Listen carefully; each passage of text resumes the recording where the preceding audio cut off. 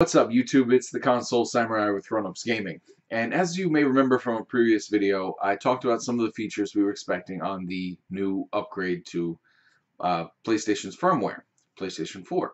Well, yesterday that new firmware update dropped, 3.0 or 3.50, excuse me, codename Musashi.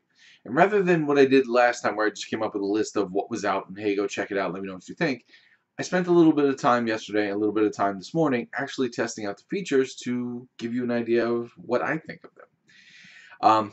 As I said, there were a few features, and I'll actually put a link to a list in the description down below in case you're curious what features there are. But I'm going to briefly go through them anyway.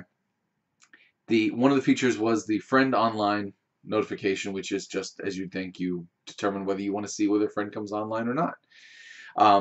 You can appear offline now, which is really just that simple. You can appear offline.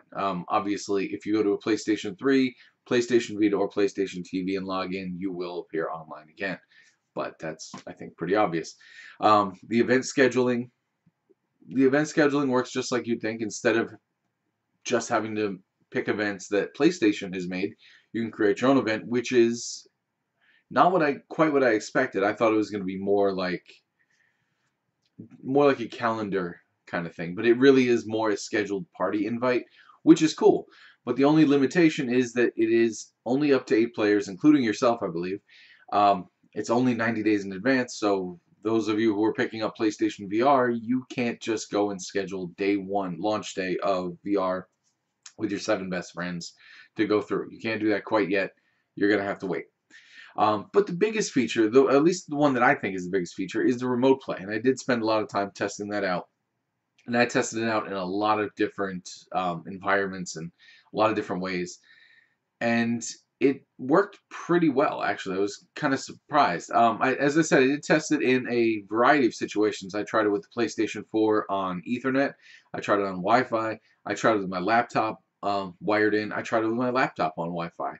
And because I have multiple Wi-Fis in my house, I tried it with the PlayStation 4 on one Wi-Fi and my laptop on another Wi-Fi, and one plugged in, one not plugged in, so on and so on.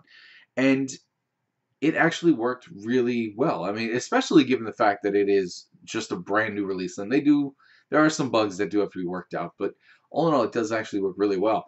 One of the downsides is that it does max out at 720p. So if you're familiar with games on the PlayStation 4 going at 1080, and you're playing it on a laptop screen at 720, it might not look quite as good. There were a couple frame rate drops, but nothing too major, and none of them were consistent. They were just temporary drops, and then they picked right back up. There is just a slight bit of lag, so if you're playing something that requires instantaneous reflexes, that might be a little bit of a problem. That is definitely one thing they have to work on. But as I said, I did test it in a variety of games. I tried Guns Up, which is a free PlayStation game. It's really low resolution. It's good kind of just base. And I tried Dragon Quest Heroes. I tried Smite. I tried Paragon.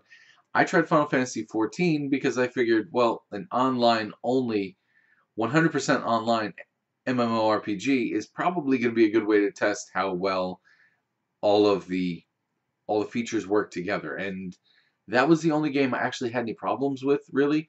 And that wasn't much of a problem at all. I mean, I did drop my connection once or twice, but nothing too major at all. So I do think that the remote play is definitely a very well designed feature.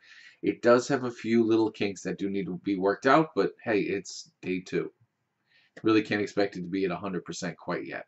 Even with the beta testing, it's still, you'd expect a few issues. But I do think it is really good.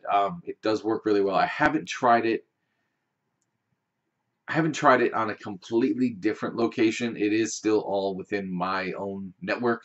So I don't know if maybe if I went to, say, work and tried it from their Wi-Fi, if that would produce a different result at all. But what do you think? Have you tested out the remote play or any of the other 3.5 features? Either way, let me know what you think in the comments down below. Once again, I am the Console Samurai, and I'll see you around.